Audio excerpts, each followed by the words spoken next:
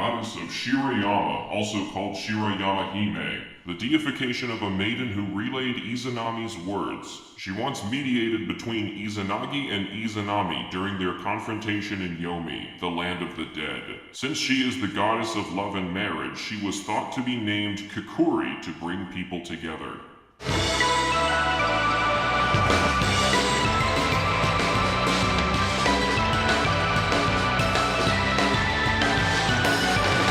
Hello Internet, I'm HamsterBomb. And I'm Timothy. And this is Demonica, your Shin Megami Tensei Demon Compendium, where we look at the real-life lore that influenced the designs behind the series' demons and all that. Anyway, the moon is actually a half moon right now, but you know what? I said that last week, and I was wrong last week. Last week, freaking our Halloween episode was actually a full moon, and I was being really stupid, and I was looking at when... Yeah, but it didn't go up when it... Well, that's the thing. I'm supposed to be saying this of when in real time... You're just getting yourself very confused. I was really confused. I was looking at the real time as we were recording on Halloween, and not so much. Not really, not quite. And when the episode went up, it was a full moon. It was very bright. I should. The moon was indeed shining brightly. But anyway, Kim, what religious, mythological, historical, fictional, cryptozoological character or concept will we be summoning tonight? Kikuri-Hime. Kikuri-Hime. Yeah, what's that? Yeah, I don't know if we have much for personal experiences. Yeah, I was gonna say, what do we think of when we first hear the name Kikuri-Hime? I thought they looked cool. Do you even know which one I'm talking about if you're not looking at the thumbnail right now? Hey, I knew it was the red one. The red one. The red one. Because there's a green one, and I can never remember the name of the green one. You got me. The one with the combs. Yeah, the one with the combs. The one with the combs. I forget her name. But yeah, there's a bunch of those We're going to know our demons so well after all these episodes. We're going to know how to pronounce them. Mm-hmm. We're going to be great at it. So let's change this and actually learn something about Kikuri-Hime. Let's first talk about Kikuri-Hime as she appears in SMT. For as little as we know about this demon, she's been around for an incredibly long time. Like a few other recent demons we've covered, she originates from Megami Tensei 2 and practically became a staple demon from then on. But who even is this demon? If you're just listening to us and didn't look at the thumbnail, you might even be wondering who I'm talking about in the first place. Kikuri-Hime is that invisible kid at school who's always been there, but nobody seems to notice them. As expected for a demon that's been around this long, Kikuri-Hime had a drastic design shift at one point, so we have a few different looks to analyze. Her first appearance in Megami Tensei 2, Kikuri-Hime was a shrine maiden wearing a large traditional Japanese blue and green robe with yellow shoulders. In the sprite, a large cylindrical halo encircles her head. What I find odd about this is that it's hard to identify this as Kikuri-Hime, as there's absolutely no red, something she'll be known for later. I gotta look this one up. Yeah, I don't know what this one looks like. It's really weird, and it's hard to tell that this design is even female. What is that? I'm right, though. That's what it looks like. Yeah, nothing traditional about that. Her next design came in SMT 1, where she gets a long, flowing red and white kimono in a new feminine pose, making her character a bit clearer. Since I'm an American dunce, I can't name the Japanese adornments pinning up in her hair, but they exist regardless. It's also not a kimono.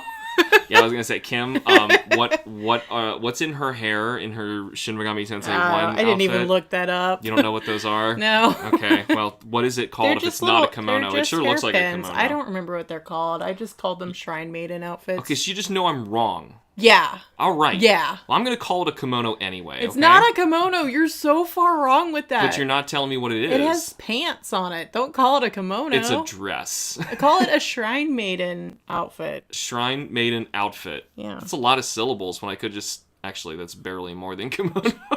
Don't call it a kimono. You're going to get so much hate comments. I'm trying my best. I labeled myself, starting the sentence, as an American dunce, okay? All these otakus listening. I do really like this design, even though I can't tell what on earth I'm looking at, apparently. And that the next one is going to become the definitive one that we're all going to recognize as the character. I still think this is really nice. Also, this one, I think, came back in SMT4. So this is the design we got for Kikuri-Hime instead of the next design I'm about to talk about. Finally, in SMT3, Kikuri-Hime got the look we all know her as today, as this design hasn't changed a bit, even up through the new art for Persona 5X. Except for SMT4, where, like I said, she gets temporarily reverted to her original design. Strangely enough, her new design never got censored, as her kimono is now sluttier? If you I called it a kimono again. It's an outfit. Well, okay, what she is wearing is a slutty kimono. So. Okay, there. I'm safe now. But yeah, it's cut off. Isn't this super weird? We were talking about a bunch of crazy censorships in Persona 5X's art, and Kikuri-Hime, whose kimono skirt thing is cut off. You couldn't cut off another inch. I was gonna say maybe she's not as censored because her skin's a different color, but Hekatonkery's is green and he got shorts. So. I know, he got like body paint shorts. And there are some other ones that we haven't covered yet that we eventually will that are outrageous. You wouldn't believe. You talk about Lamia. Lamia's hilarious. Succubus is another hilarious one, but that's just Incubus like... is Incubus hilarious. Got his penis cut off. Mara has a hat. Mara does have a hat. To cover up his face. The weirdest one is Osei's face changes for no reason. Like, people looked at Osei and they're like, oh, my heart. Oh, you gotta change that. It's getting me too hot and bothered. I hate Osei's design. I can't wait to talk about how much I hate Osei. Oh, well, we'll get our chance eventually. Anyway, back to Kikuri-Hime's new design. I hate Osei. Her elbows to her shoulders are exposed, and her skirt is so impossibly short she couldn't reach for some maca on the floor without mooning the world. But hey, China thought this wasn't seductive, but Hekatonkery's and his lack of body paint shorts was. See? It's even in your script. Yes, it was. Onto the design. Her skin is now a dark gray, while her hair is stark white and held up in two long ponytails in the front reaching past her waist. Her kimono is now predominantly red with some white accents. And now she has some added Magatama-shaped giant hair clips and fanny packs? Dude, I don't know. Let's just go with decorations. They're decorations on the sides of her head and her waist. Yeah, I really hope we get to that one with the combs. The combs? And we're like... Yeah, they're definitely just combs. They aren't anything else. She's the goddess of brushing her hair. She might be. I don't know. In case you aren't aware, Magatama are shaped like yin-yang halves and are useful items in SMT3. The ones on her head have holes bored into them for some reason, and the ones on her waist have green circular jewels on the insides. This green accents the hair wraps, which are holding her ponytails in place. I don't know if you'd call those ponytails. Yeah, but what the heck are they? They're so long. Hair dangles. Hair dangles? Hair dangles. There's a word for it because... Dingle dangles? Because it's like the... It's not a ponytail anymore if it goes down that long? No, it's the... She's talking with her hands right now, and it's not making any noise, and she seems to be confused. I was hoping we'd pause for a second. Kabuki. That's the word. In, like, the Kabuki theater, and then the Onis use the hair in front of the ears. It's called something. Okay. Boy, we are short on the research this week, aren't we? Okay, why would I think you were going to bring this up and call them ponytails and kimonos? Because I'm an American dunce. I thought you would have just said hair danglies. If I say I'm an idiot, the internet doesn't have to. Okay? Oh, they still will. They still will. I'll join them. Oh my gosh, but you don't know the right word? You're gonna be like posting an angry comment like, I don't know what they're called, but Kim's right. That's incorrect, Alex. Idiot. Posted by Kim. Posted by Kim. Anonymous. Try to be anonymous and you've named yourself as Kim. But anyway, I was wondering if there was any reason why the ones on her head, those Magatama-shaped things, have holes bored into them, like it's like a honeycomb or cheese or something. I'll get a little bit more into the history of a Magatama eventually, but original Magatamas do have a hole in them. Okay. Well, yeah. Well, even the ones in SMT all have holes in them. Right. But this has like 7 holes on each side. And then there's a jewel. Other than aesthetics, I don't know. Okay. She's also always posed in the same way from here on, kind of levitating in the air effortlessly. This and her glowing white eyes and lips make her design more mysterious and appear a bit spooky. That's where our journey through the design should have ended, but at the last second I discovered a new design hidden away in a Japanese exclusive PC game I had never heard of. I'm gonna screw this name up. Gaiten Megami Tensei Tokyo Revelation. Actually, it's just the Gaiten that I might have screwed up. Never mind. Gaiten's fine. Gaiten's fine. I've said this name to you before because I found weird designs in it. There's really weird designs in it. Yeah, I went through the whole shebang of all the sprites in this game just out of curiosity after looking at this Kikuri-Hime design. And wow, some of them are really, really crazy. Like the Dekarabia one that I was telling you about before we started recording today is crazy. And then there's a lot of them that are just like super horny. Great. Anyway, so to avoid that really long name, let's just call it GMTTR. Anyway, in GMTTR, Kikuri... That is not easier to say. GMTTR is much easier to say than Gaiten Megami Tensei Tokyo Revelation, the Japanese Why can't exclusive you just PC say game. Gaiten Megami Tensei? So GMTTR, Kikuri-Hime has a really cool design that I've not seen anywhere else. In a dynamic dancing pose, she wears a white kimono, I think, tied with red bows and long ribbons. Lastly, she now has long black hair and white skin. It has a lot of energy, and I had to dig through all the sprites from this game that I've never heard of, and I enjoyed it. Except after looking through them all, I have to come to report that I think Kikuri-Hime is the only female character or demon who does not get her tits out in this game. The art is great, but it is really horny. Well, as we learned, as long as it's not shaped like an orange and stuck in your armpits, I think you're fine. I was just reading the graphic novel version of, it's just called Shin Megami Tensei. It was a Japanese-only manga, 4 volumes long, that got turned into an OVA. The one that we brought up that has Osei in it, I think it is called Tokyo Revelation, actually. Is it for this game? No, I don't think so. I'm not sure, but... Anyway, what is weird about it is the art is really touch and go. Their anatomy is not good, and I had to show Kim before we started a screenshot of... No, I wasn't taking screenshots. The page I happened to be on, where like this woman's pelvis is like 2 feet tall, her femurs are like 6 feet long, and her breasts are Oranges in her armpits. Oranges that are coming out of her armpits. You could land a plane down where the And cleavage you're probably is supposed to thinking, be. oh, they're exaggerating. No, a perfect circle. No, I'm serious. On the side of her body. Not, I don't know, like some animes kind of draw an orange-shaped boobie, and it's fine, but it's like on the body still, and not here.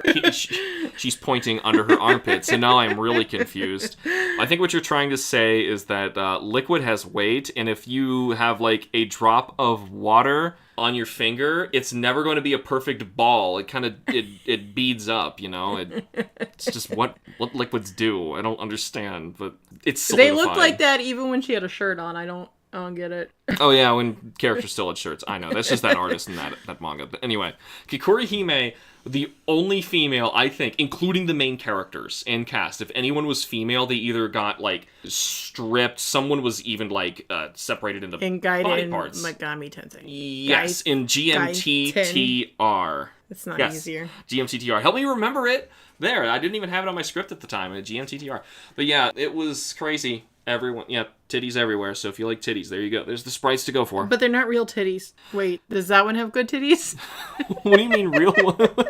You want me to rate them? No, I was just thinking about. Oh, I can't stop thinking about the lady who has orange tits in her armpits. I just Clearly, can't. because it's not even relevant to this conversation, and it just cannot escape her brain right now. I can't stop thinking Kim about it. cannot stop thinking about tits, and I guess neither can you right now. But anyway, let's move on. Kikuri-Hime is of the Megami race, basically meaning goddess, if we haven't covered that before. The goddess getting tensei. The Megami who's going to get Tensei. Yes, we covered this. As for alignment, this is kind of tricky. Based on what game you play, she is either law or chaos, but never neutral. She is typically light aligned, even being light chaos at times, a rare confusing alignment. At least that doesn't make sense to me, even though I'm sure in D&D it makes sense. None of these alignments make sense for So her. I have no idea how to describe her, because I don't even understand her base story. I don't understand any reason why someone would be light chaos or law. Like, I'm real confused.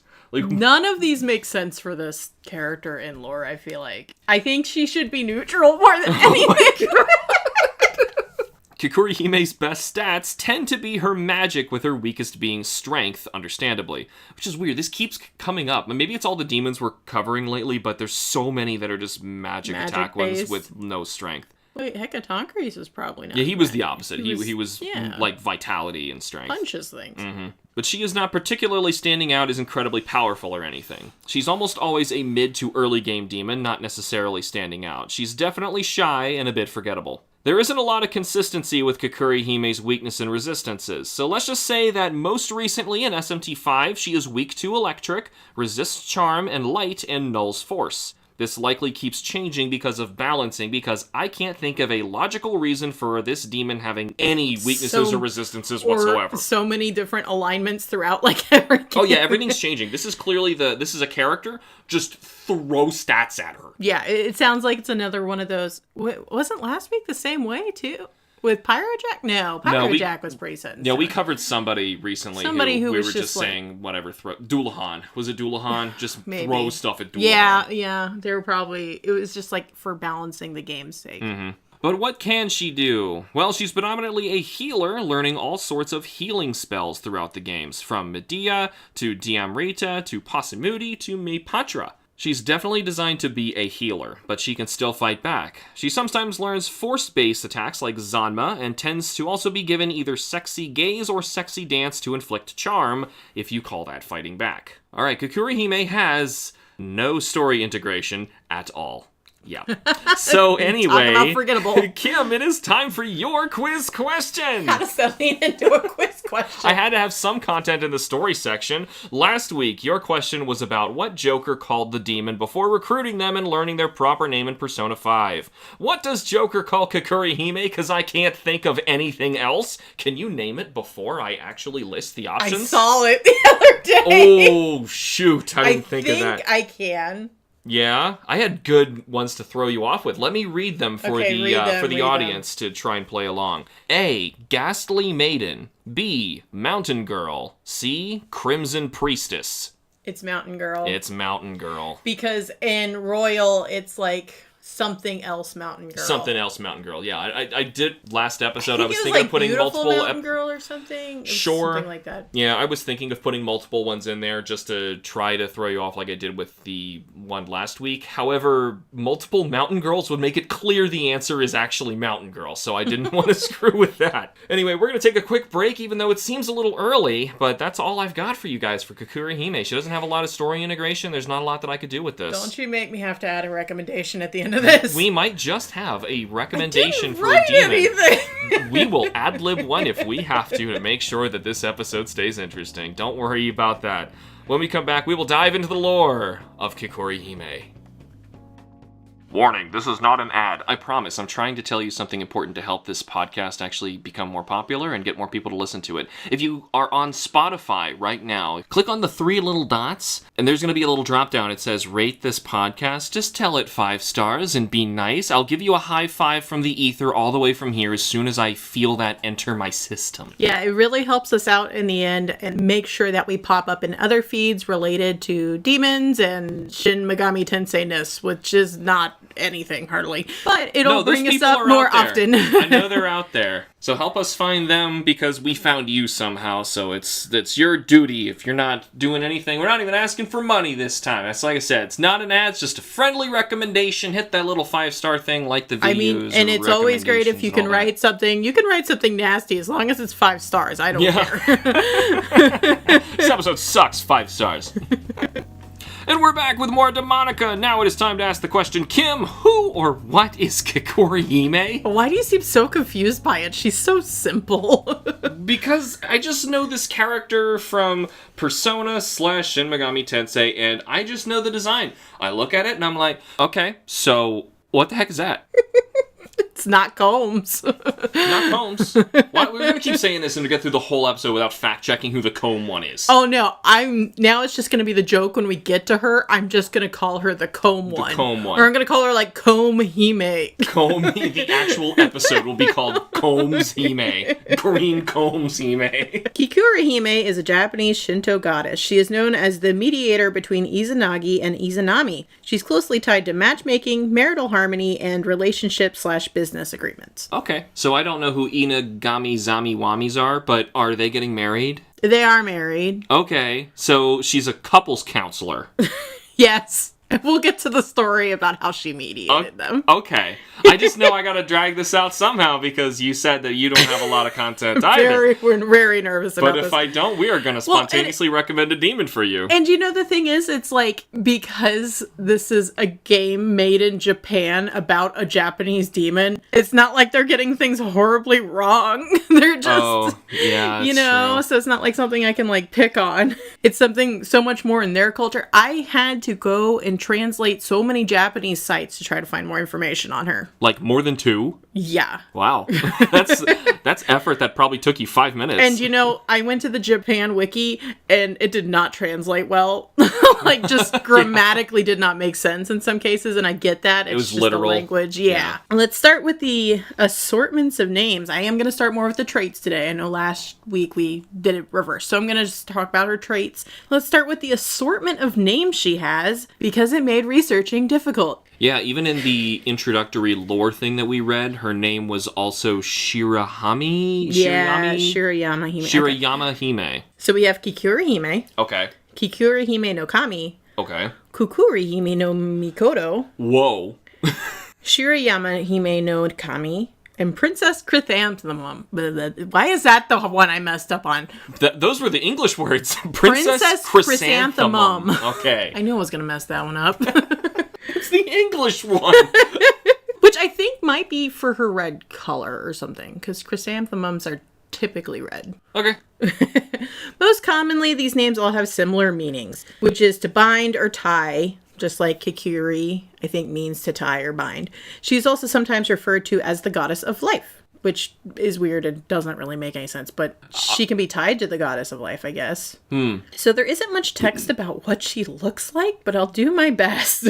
She's typically depicted as a young Japanese woman in a Shinto shrine maiden's robes, which is a flowing white top and red bottoms. It's very common to see these depicted in anime, if that helps anybody else visualize them. Think Sailor Mars. Sailor... oh, just because it's red and white and... No. Like, she is a shrine maiden. Oh, right. She actually wears the outfit. Okay, yeah, I remember. Okay, think that. I watched Sailor Moon. Yeah, not enough. She made me watch Sailor Moon. Not enough. I remember seeing a few off episodes when it was coming out. I know. Well, not when it was coming out. I'm old, but I'm not that old. That's when it was coming out. Actually, really, was it? In America, yeah. Oh, never mind. In America. Yeah, that's what's throwing me off. Okay. It is believed that she is enshrined at Shirayama Hime Shrine at Mount Hakusan in Ishikawa Province. What's the difference between enshrined and imprisoned? Enshrined is a place you go to worship something. So she is the one doing the worship. You don't go to worship her? No, you go to worship her. Okay. If you're in prison, ain't nobody worshiping you. Well, yeah, there's some crazies, but yeah. So, according to Kikuri-Hime's game description, she has several magatama on her, like we talked about. Mm-hmm. To understand this, let's get a little bit of an understanding of what a magatama is. Would have helped a lot had the Demi-Fiend got her early. Magatama are comma-shaped talismans used for warding evil and the magic of good fortune. I called them yin-yangs. I guess comma They makes are more yin-yangs sense. as well. They're also associated with that. So, pop quiz! Pop quiz! What country did magatama originate from? Okay. Korea, China, or Japan? Japan? No. Oh, no! That seemed like the most obvious choice, because it's a Japanese game and they love it so much, but what is it actually from? They were believed to be brought over from Korea around the 3rd and 4th century AD. That would have been my last pick out of that, so yikes. Yep. They're typically worn by spiritual women. I think in this instance it makes a lot of sense. She's also considered the goddess of the Shinto shrine maidens. There's also a lot more history in that, but that's just kind of the gist of what magatamas are. They're essentially good luck, warding off evil, things like that. And most shrine maidens would wear them. In Japan? In Japan. So they just took this thing from Korea and they came to Japan from Korea. Okay, so yeah, well, considering you said it was from what year? 3rd and 4th AD. Okay. That's a real long time ago. Yeah. As for the white hair and gray skin, I have no idea other than to make her look different. Makes her look very different. Now, my favorite design was probably from GMTTR, where I saw that. Did you see the art for that? Yeah, I looked it up. Yeah, it's real dynamic. The pose is really cool, and I think it probably is a more literal translation of what she's supposed to look like, right? But, like, the way that she acts in her posing, I actually just like... Sure, yeah. The other one where it's, like, a flowy kind of dress. I get that. She shouldn't be uppy and dancy, but... Yeah, I don't like that one as much as like the other marriage! Woohoo! So she does have a story associated with her, albeit not very long, but very important. Let's read it slowly. No, I'm kidding. Don't do that.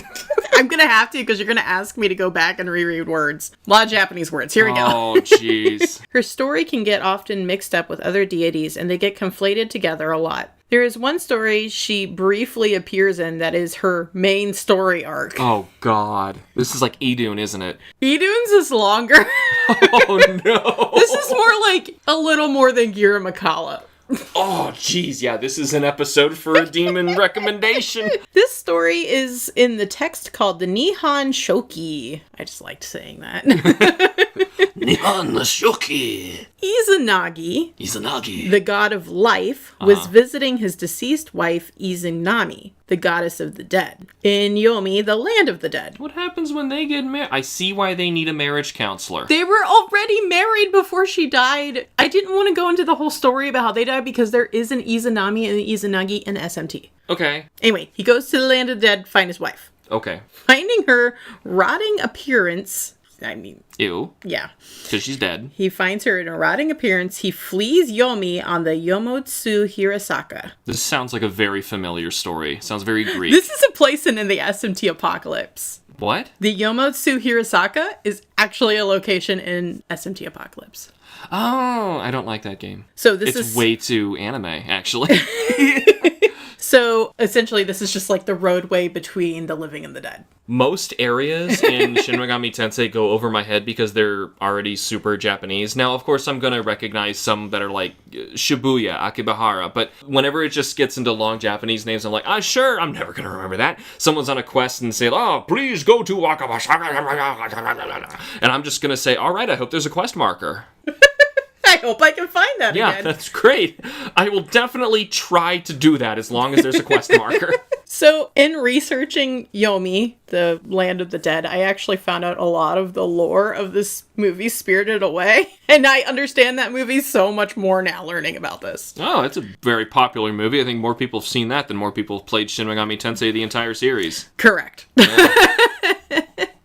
So, combined. I'm not going to go into what the lore is. I'm just saying, if you look up Yomi and how the land of the dead works, you'll get a better understanding. Enraged, because, her husband ran away from her rotting body. She's enraged. Okay. Izanami sends the Yomotsu Shikome, which are also an SMT. It's a demon. It sounds familiar.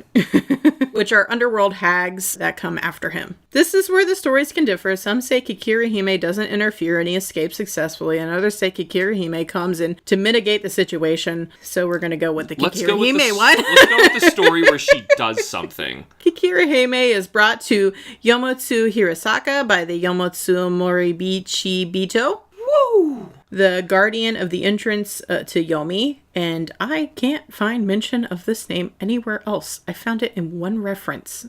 I don't know what this thing is. I don't know what it looks like. It's a guardian. Sometimes it's in the text. Sometimes it's not in the text. I can't read Japanese. I think it's a poodle. Let's just imagine it's a poodle because there's no one out there to prove me wrong. So, Izanagi trying to escape from Izanami, and a bunch of hags bring Izanagi back, and Kikuri-Hime comes here to help mitigate the situation by listening to both sides of the story of Izanagi and Izanami. Both sides are, damn, she ugly! Yeah, and the other side is, he came down here to save me and ran away screaming because I haven't had my makeup in like a century.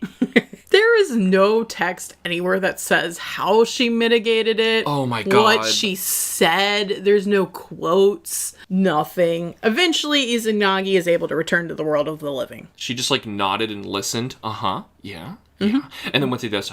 Yeah. Yeah. I think we're making a lot of progress here. Okay, very good. Very good. Just one of those useless psychiatrists. Yeah, so that's really all there is. There's a lot of different lores associated with this, and they might not always involve Kikuri-Hime. Oh, jeez. One of the reasons for that is that she only appears in the Nihon Shoki, but not in the other text. So there's some other ancient texts with those stories, but she doesn't appear in them. She only appears in the Nihon Shoki. Why on earth is this a demon, and why has she been around for so long? She's really popular in Japan. Why? What? Okay, I'm assuming, I don't want to get too far ahead in your story, I'm assuming it's because she's a goddess of marriage, and she has a shrine, and people can go to visit. I think that's really the case. Because that's all there is to her story. And so let's learn a little bit more about the Nihon Shoki. It was originally commissioned by Emperor Tenmu in approximately 670 AD and completed in 720 AD under Empress Kinsho. And so it's one of the older demons we've talked about. Really? For sure. Yeah, I mean, 720 AD, it's pretty old. And we've had some BC ones, I think. The oral tradition ones are usually BC. Sometimes, yeah. Despite there not being too much on actual Kikuri-Hime story, she is a renowned goddess in Japan. There's a very large festival held at her shrine every year, and even has a special sake served at weddings that are named after her. Does it have a certain flavor? Like, how is it different? I don't know. It's just like a very rare and expensive sake that they only use at weddings. Kikuri sake? Yeah. Yeah. She's not really in any other video games, except for a character or two using the name Kikuri, which is... sure. That's just the name. I know. And she is in more anime than video games, like what I found she's in Hellgirl or Sugimomo and others, although those might just be a name only. I couldn't really tell. I've not heard of either. Yeah, there were not really animes I was familiar with, and that really wraps up all that there is about Kikuri-Hime. Loud face palm. She is... Get closer to the mic. Okay. Should I try slapping you? Would that be louder?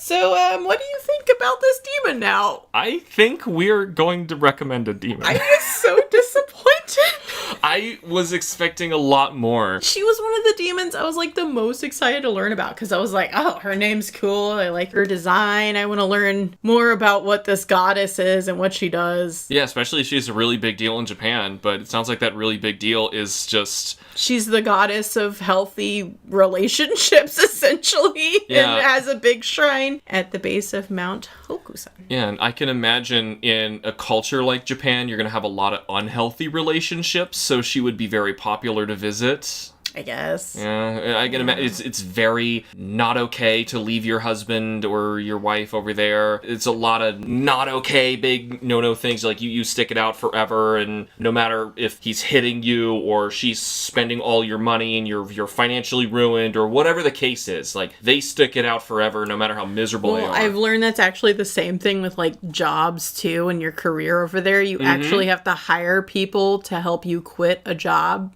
That's terrible. Yeah.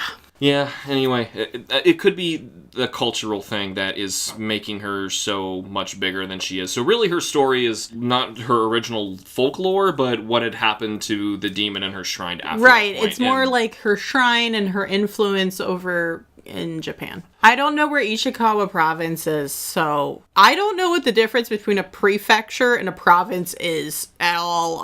They both start with P and they both mean place. I mean, I get it too, like America's confusing. We have states, but we're actually countries. Yeah, countries are United States. Or United States, but then Alaska and Hawaii are where now? And then we have cities, and then we have townships, and then... We also somehow have Puerto Rico, but we didn't want to give it a star on our flag because of it being so lovely. Same for the Philippines. Same for the Philippines.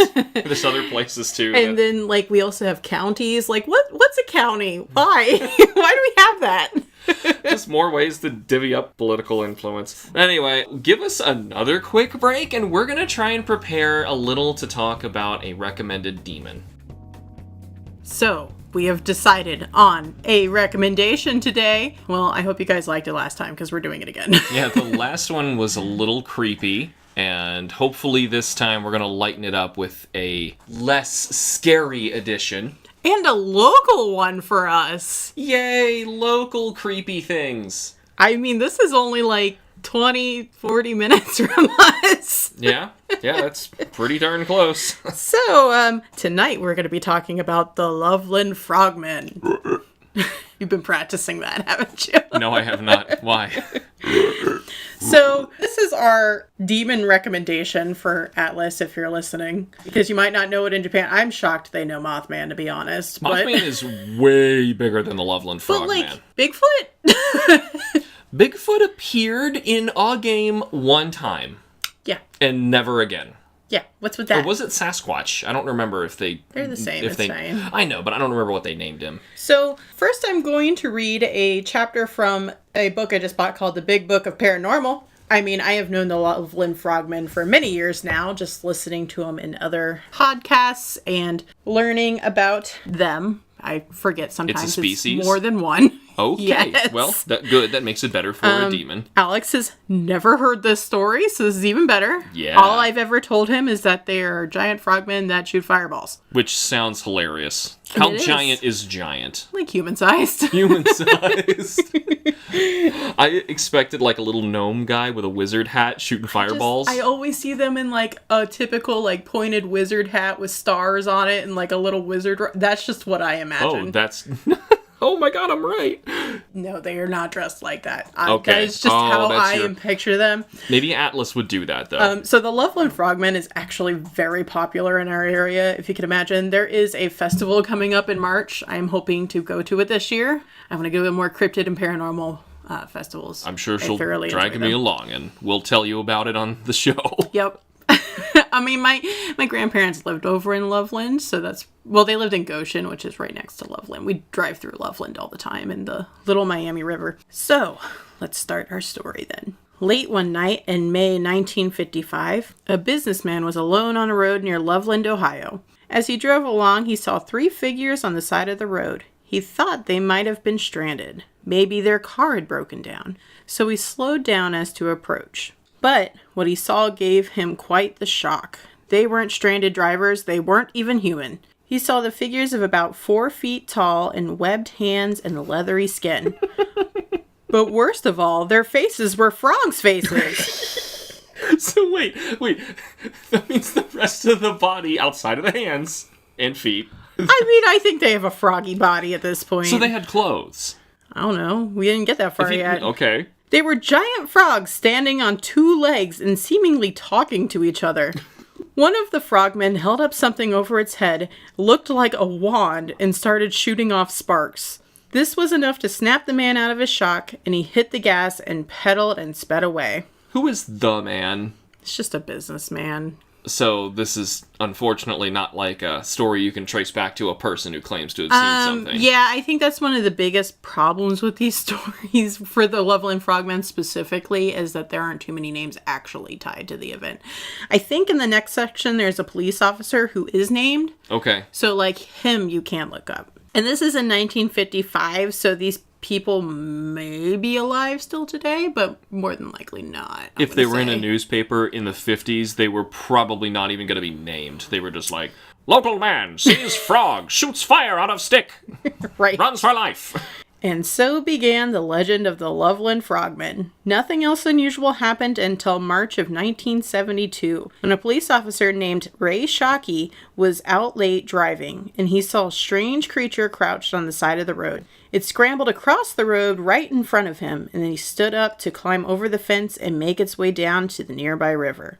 The creature had leathery skin and was about 4 feet tall when it stood up. 2 weeks later, another policeman, Mark Matthews, shot and killed a strange animal that turned out to be an iguana. Matthews showed the creature to Shockey, who said that it was probably the creature he had seen. It was missing its tail, which had made it hard to identify. We don't have iguanas here. No, this is Ohio. We have lots of frogs, though. We do have frogs. They're very loud. So, does that mean that the Loveland Frogmen were actually iguanas? It might, but iguanas don't usually have wands that shoot sparks. And iguanas have extremely long tails, too. Well, that's what he said. The tail was missing from this one guy shot. Well, also, they are belly draggers. They don't stand up even a little bit. Nope. And they say, both accounts of this say this creature was 4 feet tall. Yeah, that completely doesn't check out at all. Also, as recently as 2016, Sam Jacobs and his girlfriend were playing Pokemon Go in the area when they saw a creature that was definitely not part of the game. We saw a huge frog near the water, he later said. Like that they had to specify that. Like, wait a minute, that one's real! Holds up AR game, pulls down AR game, holds up AR game. That's all I imagine, because when I'm hearing this, I'm like, nobody's gonna believe this person. So stupid. He later said, not in the game, this was an actual giant frog. I took a couple of pictures of it. Quote, wait, with the AR? With the Charizard next to it? No. Let me get through this quote, man. Okay.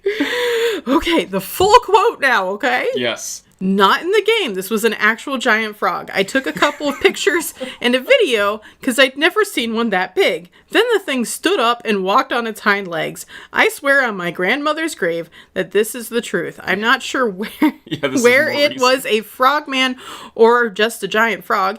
Either way, I've never seen anything like it. People nowadays like to swear on their grandmother's grave. That's not something you would have heard in the 50s.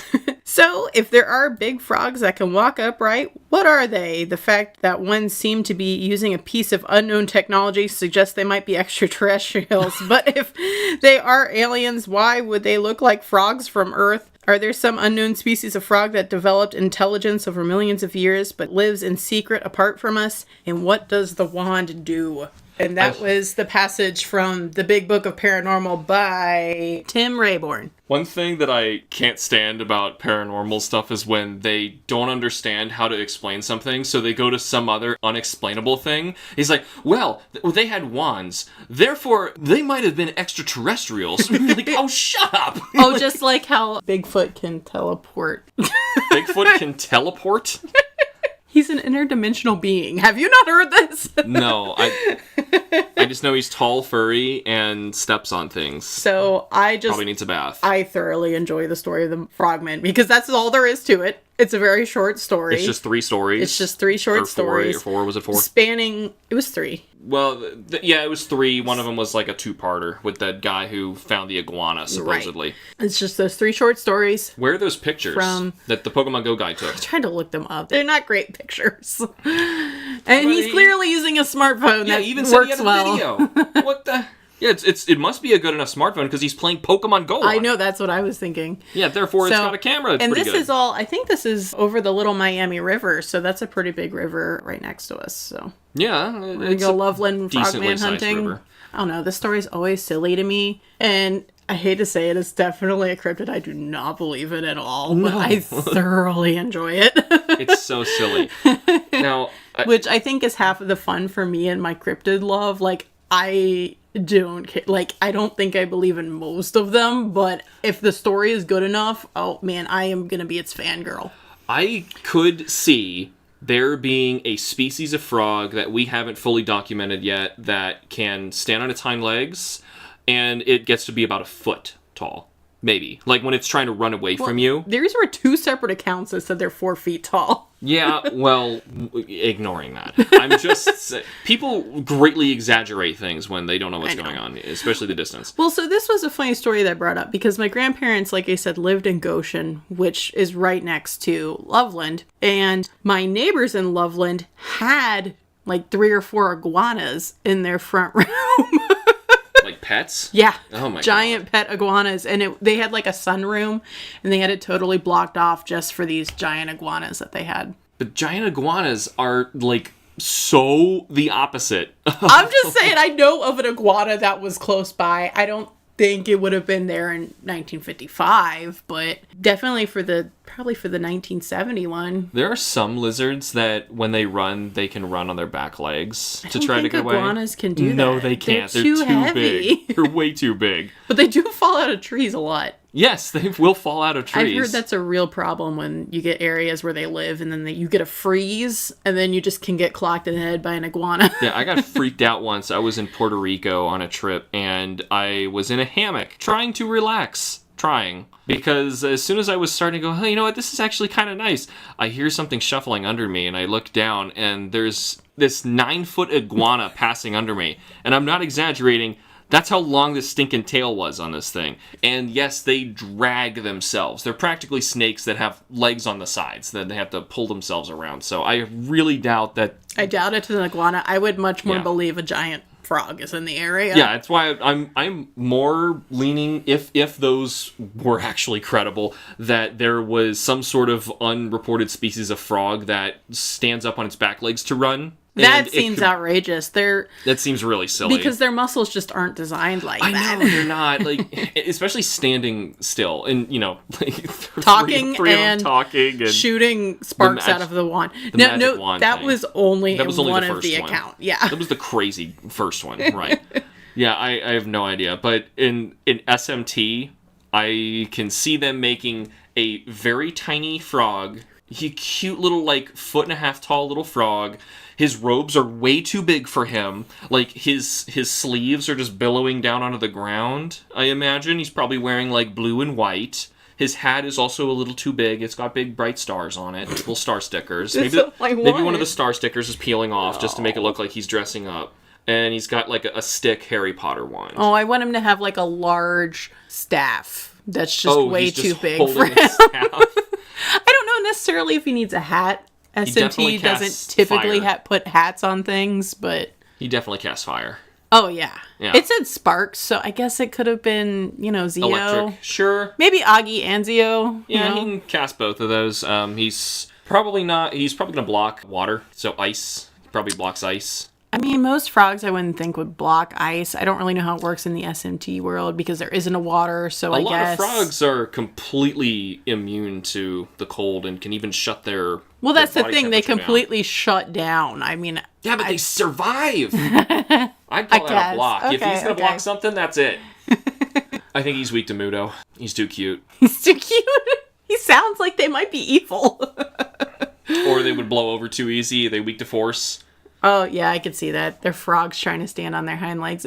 So I'm trying to think of other design options. Like, could it just be a giant frog? And then maybe, like, I could see SMT making just, like, a giant frog. And then he's holding, like, a wizard's wand in his tongue. And that's just, like, hanging out of his mouth. I'm just thinking of, like, how... Another way to do it? Yeah, like, if you wanted him to be a late-game demon, but I think most demons you're going to recommend are probably going to be strong. Hatman was mid-game, I think, when we did that. And I kind of think most of them we're going to look at are probably going to be mid to late game. You want the thing that you designed to be strong.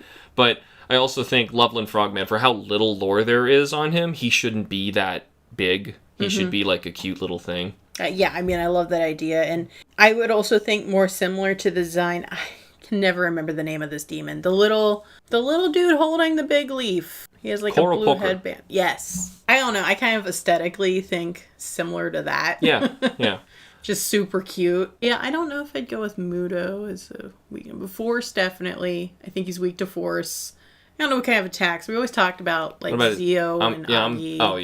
Zio and Agi. I'm thinking about his stats. For some reason, I feel like his agility should be higher than his magic. I don't think he should be that strong. He's clearly crawling away, but very visible in all of these stories. Yeah, but he never actually gets an attack off, and I can't imagine that's going to be very strong. He just doesn't seem like he's going to really do any damage. And he runs before he attacks. Yeah, okay. So what's his alignment? Well, he's definitely chaos. Why? Why is he chaos? Because he's just shooting things out of his wand, and it's just random.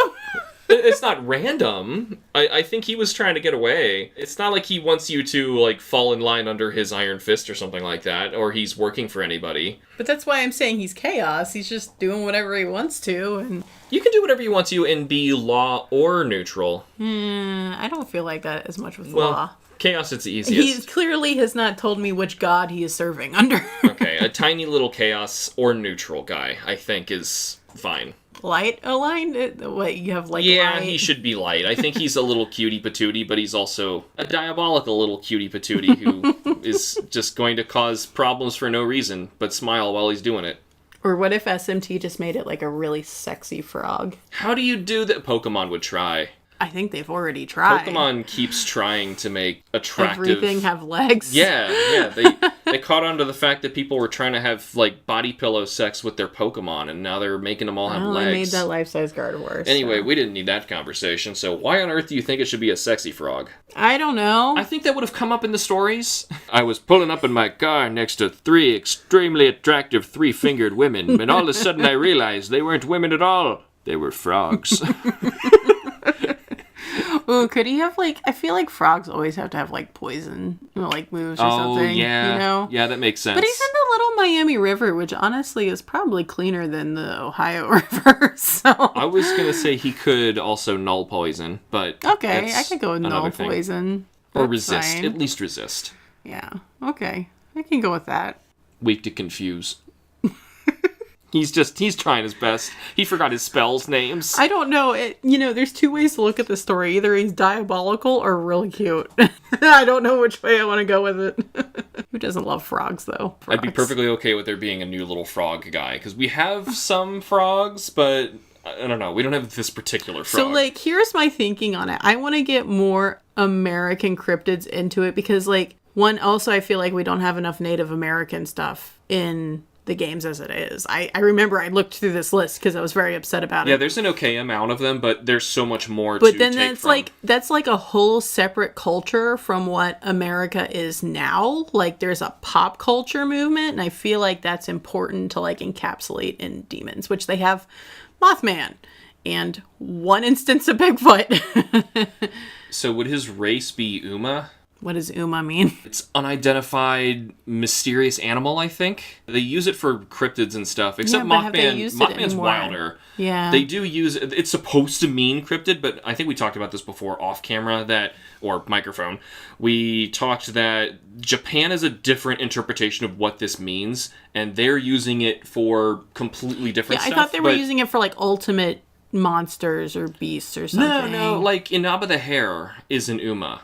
Oh, that doesn't make sense to me. It doesn't make any sense to us, but in their definition of how Uma works, it is. But as far as we're aware, looking at this, this guy is supposed to be an unidentified, mysterious animal, right? Or an iguana without a tail. Well, it's unidentified and mysterious until we capture this iguana without a tail and find his magic wand. Apparently, less than 10 years ago, we found one again, so let's go frogman hunting. I'm not going frogman hunting. I am not going near the Little Miami River. I would get swept under. It would be such a bad time. There's a lot of kayaking over there. So, what do you think of my recommendation? Pretty solid choice? Oh, yeah, I would recruit that guy right away. I mean, right now we have two choices. We have Hatman and we have Frogman. Well, these names.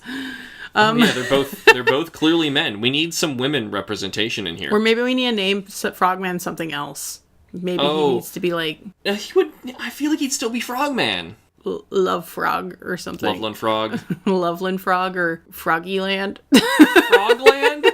No! Well, I think Frog? Out of the two recommendations that we have made, I vote the Hatman as my number one. I would much rather have the Hatman. I would rather Hatman exist. Because of the lore behind way that, bigger. It's crazy. This is an obscure little thing that happens to be local for us. Yeah, let me know if you live somewhere not in the Midwest and have heard of the Loveland Frogman. Or if you live in Loveland and you're excited that we finally talked about this. I'm going to come to your cryptid convention. Yeah, you can see us there, I guess. Now be sure to tune into the next episode where we will summon a new demon that begins with the letter L. This next one is going to be a bit of a doozy. I'm going to warn you now. So if it looks like we're not uploading next week, it's because this episode was so big it needed 2 weeks of work. I'm going to try to get it next week, but no promises, okay? Real big demon. Let us know what your favorite demon is that begins with L and what you thought of this episode. We would love to hear from you. You can find me online at HamsterBomb on YouTube, where I host a long list of Let's Plays, reviews, and live streams. Thank you all so much for listening. Take care not to let the demons possess you while you sleep. And we will see you all in the next episode. Bye-bye.